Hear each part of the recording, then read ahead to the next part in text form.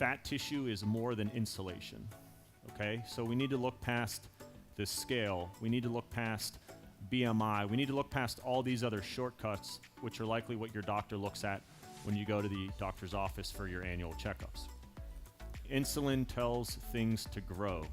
If you carb load after a workout, you're trying to signal to your muscles to grow. If you are carb loading all the time, you're constantly signaling your body to grow, so you don't want to do that. Fat cells can cause irritation. It's like the Miracle-Gro for cancer cells, and fat cells secrete that as well. The first diet was the American Cancer Society diet. This is the American Cancer Society is this big organization, and this is a diet they recommend. It's low fat, it's high fiber. I refer to it as the cardboard diet. I wouldn't recommend it for my worst of enemies, but that's a whole different story. And then the other diet they told them to do was a ketogenic diet. It's about a quarter protein, 25%, 5% carbs, so very low, and 70% fat. So a very high fat, very low carb, ketogenic diet, and it's in fact as you see here, the exact opposite of what we've been recommending. A ketogenic diet results in selective loss of fat mass and retention of lean mass. If you have a normal BMI and you have more muscle and less fat, you're going to be in better metabolic shape than someone with a normal BMI and less muscle and more fat. When they compared the two different diets, the ketogenic diet and the low-fat diet, they found that adipose tissue was less in those women on the ketogenic diet. So again, it's not just that they lost more weight, they targeted more adipose tissue, they lost more fat. In terms of belly fat, same thing. It was about 1.5 pounds less in those women on the ketogenic diet.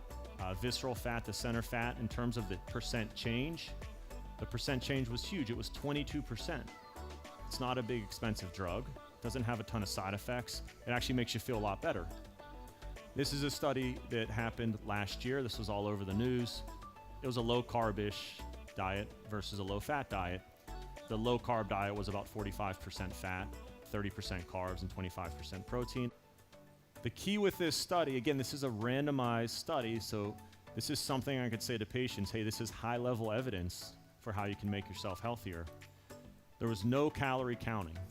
Okay, and this is very revolutionary because we've been telling people to count calories, eat less, exercise more, drive yourself crazy because nobody can count calories properly, myself included, and instead do the opposite. Not only should you not count calories, eat nutrient-dense foods. Nutrient-dense foods are often higher in calories. Number 2, limit processed foods, sugar, bread, and pasta. And what's intriguing about this study is even the low-fat arm, who are eating more carbs, they told them the same thing. So I don't care what diet you're on, that number 2 goes really for anyone. Number 3, cook and eat with your family. No snacking. They said you should never eat on the run. So make food more of a get-together, more of a social event. And then number 4, eat whole foods, eat grass-fed meat. That's why I love this study. They're actually telling people to eat meat, which they rarely do in any of these studies. And all participants lost an average of 12 to 13 pounds at 1 year.